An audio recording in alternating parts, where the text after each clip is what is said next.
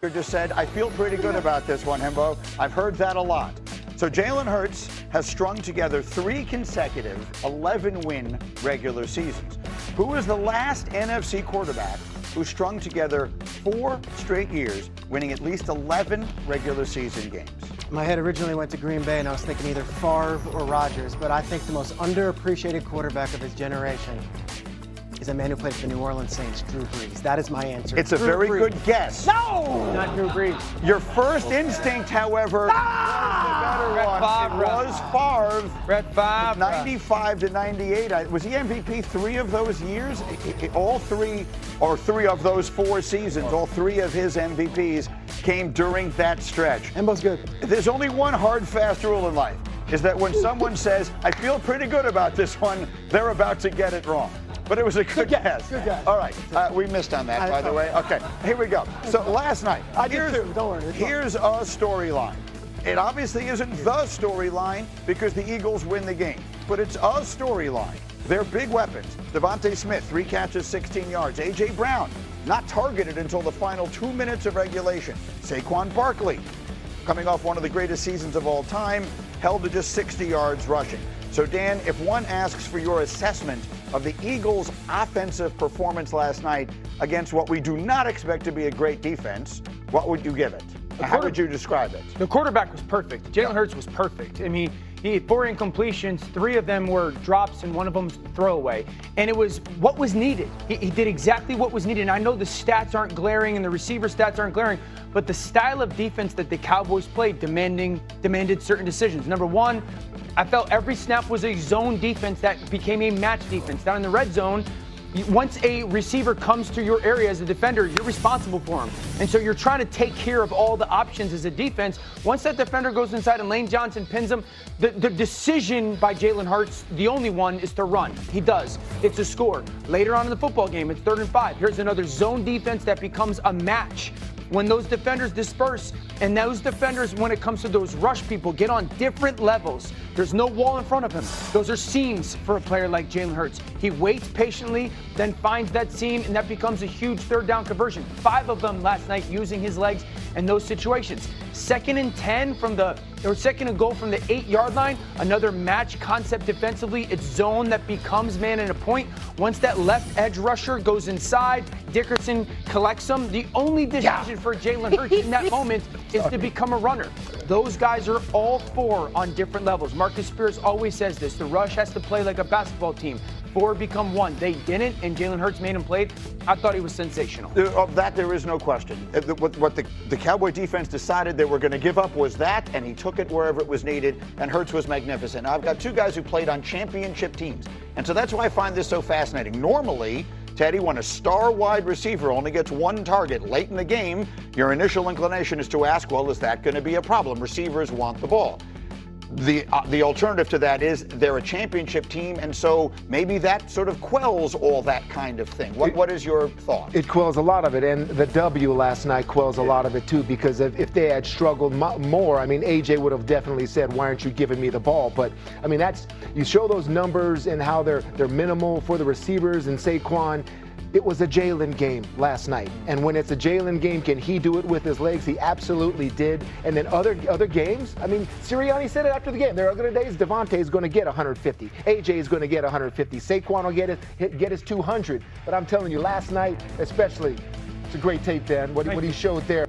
Those offensive linemen are destroying that defensive line. They're not in their rush lanes because they're getting forced out of them because they're just too weak. All right, or they're not fast enough. Mailata, Johnson, when they get you like this, it's over. And that's what happened a lot of times, planting guys like that. It's beautiful to watch that offensive line. Sometimes when you have a general manager as good as Howie Roseman, someone has to take a back seat based on how the defense is playing them, right? But anytime you walk into the arena as a defensive coordinator facing the Philadelphia Eagles, you do have to pick a poison. And when you even think about Saquon Barkley, what was missing last night that we saw often last year was the big run, right? The run that was 12 yards last night that ended up being 60 last year. And maybe you get that. Yeah, maybe you get that as the season continues, but you also think after the rain delay, there's no Landon Dickerson, right, which is a huge part of that offensive line. Now you see Marshawn Nealon making plays. Now you see Kenny Clark getting to the second level. You see outside players like Houston dipping inside, then getting back outside to get Saquon Barkley behind the line of scrimmage. And also the game plan changed because you were up 4. Right. You were up 4, so now you're milking more of the clock. And so I don't believe that a championship team who understands how to win will go back in today and watch the film and think AJ should have got more shots, Devontae should have got more shots. But we talked about Kevin Patullo in the first hour. How is he going to feel with some of the pressure? Yeah, so my offensive perspective is this. And Hembo, tell me how many snaps the Cowboys played in man coverage. I think they played every snap in zone coverage, okay? Me offensively, when you guys are playing zone, I think you're trying to minimize big plays. You're trying to keep eyes on everything, keep the ball in front of you. That's how you have to play the Eagles in the pass game-wise. And then when you play man, you want to minimize our opportunity to run the football, or you want to get in the face of people. That maximizes the opportunity for me from an offensive perspective. So I just think the Cowboys said, we're going to play zone defense, we're going to keep everything in front of us, and we're going to try to make this an ugly football game in the fourth quarter, and then we make the play. They did exactly that. They just didn't make the play at the end. Jalen Hurts threw for 150 yards, and you started the show saying he played the perfect game. I thought it was perfect. I couldn't echo it even louder, and that's the point of this. They aren't going to win you fantasy football championships, but they will win you Super Bowls. That offense, they play the ball, and they play it right. All right, we'll have much more on the game as we go, but I got Fortenbaugh back here. We have a stacked crew to look at some of the biggest games of this weekend that remain, so let's do Who You Got. Joe, Packers versus Lions. What are you looking at on this Football Friday? Packers, you can't tell me how great Ben Johnson's assistants are and then tell me when they leave it's not going to be a problem. It's going to be a problem against a Packer defense that's underrated, 6th in EPA last year, despite not having Micah Parsons. Few know this, but LaFleur is a very fast starter in Green Bay. First 3 weeks of the season, I believe it's somewhere around 15-3 against the spread since 2019. I like the Packers to jump on the Lions here. Okay, let me bring it back to the group here and look at the critical game right off the bat in the NFC North. Why are you laughing? I'm laughing because Fortenbaugh, it's not going to be a problem. Because the loss of coordinators.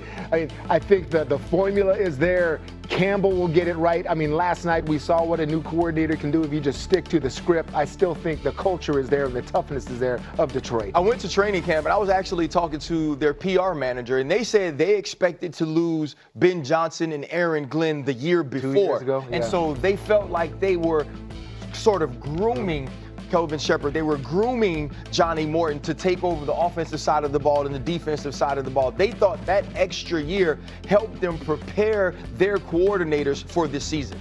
Yeah, the coordinator losses matter to me. I really believe that. I can't sit here and rave about Ben Johnson in the last 3 years. Hey, man, this guy's the best play caller in football, or one of them, and think it's not going to be felt. I also would sit there and go, that interior of the offensive line for Detroit, that was such a strength. There's kind of 3 new pieces. They're going to start a rookie at left guard, a second-year player, Tate Ratledge at right guard, good player, but new. And then Frank Ragnow was the best center in football. That is just a big loss for that football team. I look at Jared Goff. This is a guy who went to a Super Bowl. He went to the NFC Championship game. They were the #1 seed with 15 regular season wins. And even so, 10 years into his career, people are still saying, well, if Ben Johnson's not there, then gosh, this team's got to go down the tubes. And he dealt with the same stuff when Sean McVay wasn't his offensive coordinator. The 1 year he didn't have Ben Johnson or Sean McVay was when Anthony Lynn was the offensive coordinator, and he did not play well. So it is fascinating to see how Jared Goff comes out of the gates. I can't believe he still has doubters.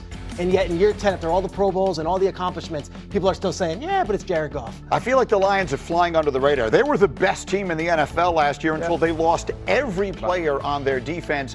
My pick is not on the screen, but I like them in this game. Joe, Ravens and Bills on Sunday night. Josh versus Lamar in what feels like a heavyweight title fight. Who you got? Well, perhaps this one will be a bit more palatable for Mr. Brewski since he didn't like We'll go with the Ravens here. Waxed the Bills in the regular season last year. All right, let's forget about that. Let's go to the playoff game. Baltimore lost. They were plus 143 in yardage differential. Baltimore averaged over 7 yards per play in that game against Buffalo. They should have annihilated them. But it was the playoffs, so like usual, the Ravens fell on their face because they can't get out of their own way.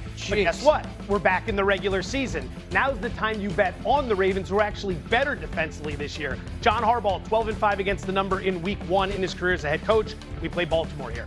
Fascinating. The game is in Buffalo. We've talked a lot this week, Teddy, about how if you if you're trying to figure out which team needs it more, maybe the Bills' remaining schedule is a little more favorable, the division a little more favorable, so maybe in a game that counts for 1.5 in the standings, maybe the Ravens need it a little more. I see the Bills under your name. Yeah, a lot of the great teams I looked at and studied this year, I went straight to offensive line and who are they returning? The Bills bring back everybody, including depth players.